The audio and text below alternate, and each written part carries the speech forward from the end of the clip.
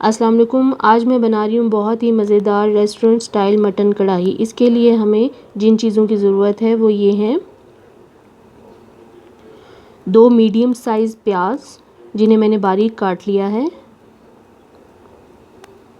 1.5 लहसुन जिसके जवे मैंने निकाल लिए हैं, 1 कप दही, half cup cream, tetra cream आप कोई भी यूज़ कर सकते हैं, 6 अदद हरी मिर्चें, 1.5 इंच अदरक का टुकड़ा। मसालों में हमें चाहिए होगा हाफ टेबल स्पून नमक, हाफ टेबल स्पून पिसी हुई सुर्ख लाल मिर्च,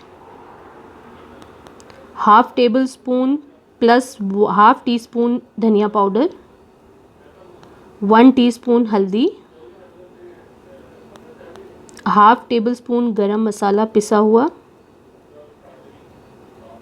और हाफ टी स्पून पिसी हुई काली मिर्च। गोश्त हमें चाहिए होगा 1.5 किलो, जिसे मैंने धो के साफ़ करके रख लिया है।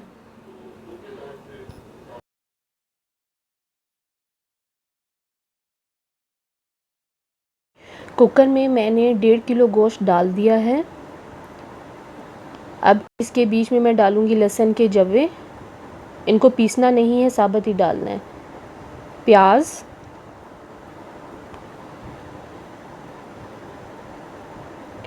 मसालों में हम डालेंगे हल्दी,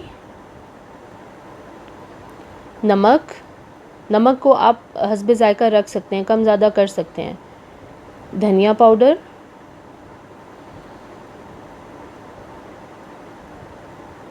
और पिसी हुई सुर्ख लाल मिर्च। तमाम मसाले मैंने कुकर में डाल दिए हैं। 1 से 1.5 गिलास पानी डालूंगी। इसमें ज़्यादा पानी नहीं डालना, हमें गोश्त को कुकर में ही नहीं गिलाना सारा। 1 से 1.5 गिलास पानी डालना है और इसे थोड़ा मिक्स कर दें ताकि मसाले सारे मिक्स हो जाएं।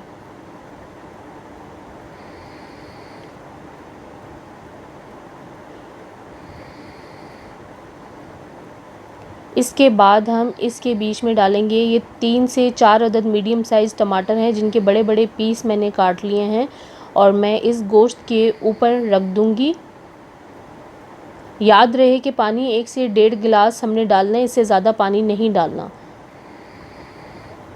गोश्त को हमने थोड़ा कच्चा रखना है।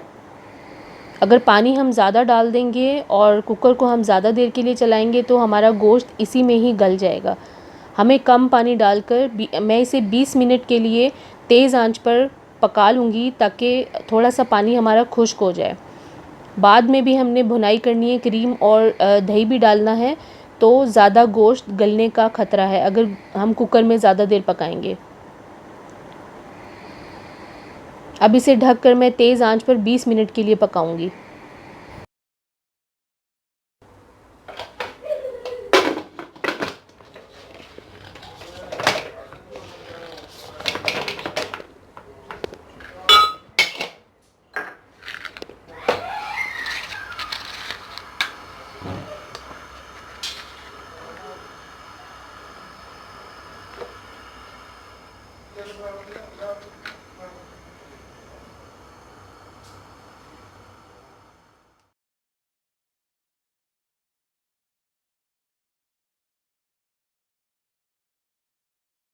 पानी गोश्त का कुछ खुश्क हो चुका है।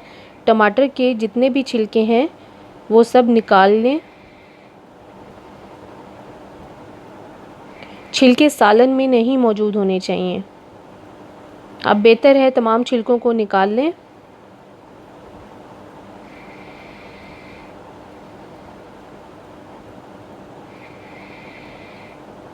आप देख सकते हैं कि पानी अभी हमारे कुकर में मौजूद है। इस पानी को अब हम तेज़ आंच पर खुश्क कर लेंगे। सारा पानी हमें खुश्क नहीं करना, कुछ पानी हमें खुश्क करना है। ये अब हम अपना कुकर खोलेंगे।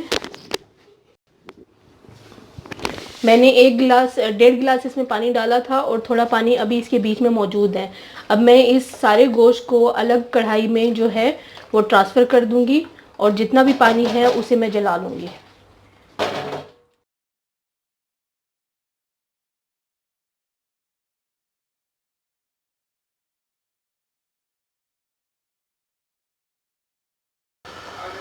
अब मैं क्या करूँगी कि जो बाकी पानी इसका बचा हुआ है, गोश्त अभी मुकम्मल तौर पर नहीं गला है, ठीक है।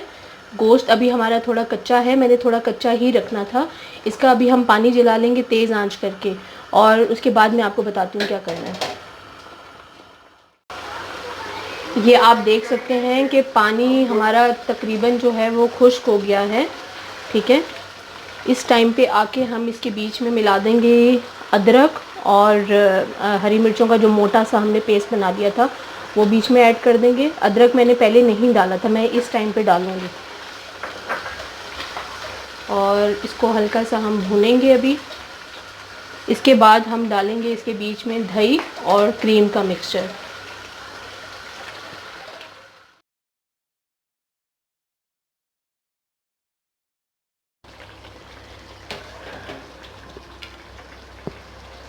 ये हमारा तकरीबन इसका पानी जो है बहुत कम रह गया है। अब इस टाइम पे आके मैं इसके बीच में डाल दूँगी, ये मेरे पास हाफ़ कप तेल है। आप घी या तेल दोनों में से कोई चीज़ यूज़ कर सकते हैं। रेस्टोरेंट स्टाइल में अगर आपको मटन चाहिए ये, तो रेस्टोरेंट में ज़्यादातर घी डाला जाता है। मैं ये ऑयल डाल रही हूँ हाफ़ कप, आप इसके बीच में घी भी डाल सकते हैं।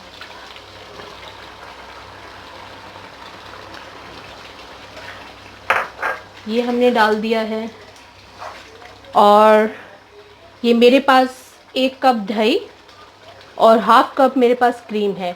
मैं इसको इसमें डाल दूँगी और अच्छी तरह से इसको मिक्स करूँगी।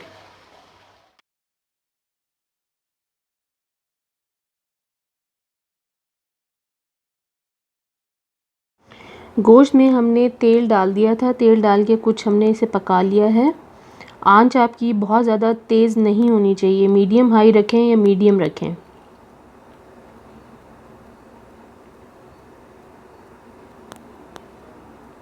अब इसके बीच में मैंने दही और क्रीम डालूँगी। दही और क्रीम में 1/4 कप पानी डालकर मैंने अच्छी तरह मिक्स किया है दही और क्रीम में। अब इसको मैं गोश्त में डाल दूँगी और इसे भी अच्छी तरह से भुनाई कर लूँगी। आंच आपकी तेज़ नहीं होनी चाहिए, नहीं तो आपका सारा पानी खुश्क हो जाएगा।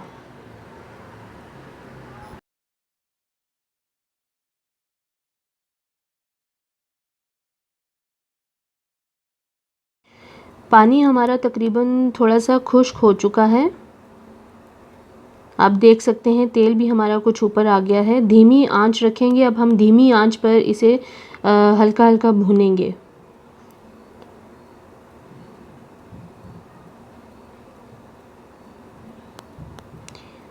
इसमें अब मैं डालूँगी पिसी हुई काली मिर्च। ये मैंने शुरू में नहीं डाली। इस टाइम पे आपने काली मिर्च डालनी है और इसे बिल्कुल धीमी आंच पे आप भुनाई करेंगे। तेज़ आंच पे भूनने से इसका सारा पानी खुश्क हो जाएगा। हमें बीच में थोड़ा मसाला रखना है। धीमी आंच पे आप भूनते जाएंगे तो इसका तेल जो है वो ऊपर की तरफ आ जाएगा।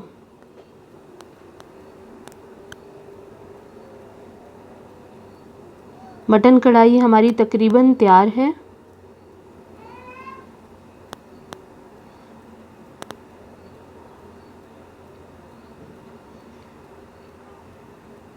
अब हम इसमें जो गरम मसाला है वो ऊपर से डाल देंगे और 10 से 15 मिनट के लिए हम इसे ढककर दम पर रख देंगे धीमी आंच पर।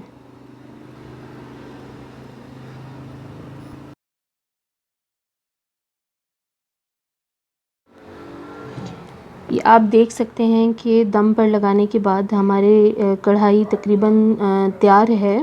तेल भी ऊपर आ चुका है। इसमें नमक मिर्च जो है वो आप अपनी मर्ज़ी से ऐड कर सकते हैं, कम या ज़्यादा कर सकते हैं। अब हम इसके बीच में मैं इसे कुछ देर और दम पे लगाऊंगी, सिर्फ 5 मिनट के लिए। धीमी आंच कर दें बहुत ज़्यादा। थोड़ी सी आप कसूरी मेथी लें, 2 टेबलस्पून कसूरी मेथी ले लें। इसे अपनी हथेली पर रख कर अच्छी तरह मस लें और इसे पूरे गोश्त पे फैला दें। आंच बिल्कुल धीमी कर दें अपनी। अब इसे 5 मिनट के लिए दम कर दें। 5 मिनट हो गए हैं दम को। आप देख सकते हैं कि गोश्त के ऊपर अब हमारी थोड़ी थोड़ी तरी आ चुकी है। हमारी मटन कढ़ाई बिल्कुल तैयार है। मैं इसे डिश आउट करके दिखाती हूँ।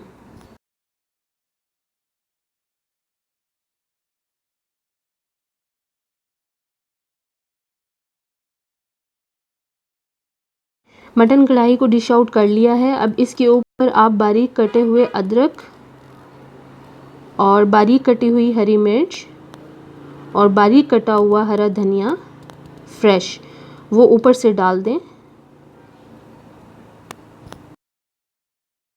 मज़ेदार रेस्टोरेंट स्टाइल मटन कढ़ाई हमारी बिल्कुल तैयार है। इसे आप ज़रूर घर में ट्राई करें और प्लीज़ मेरे चैनल को सब्सक्राइब करें और साथ ही दिए हुए बेल के बटन को ज़रूर दबाएं ताकि मेरी आने वाली वीडियो आपको डेली मिले। अल्लाह हाफ़िज़।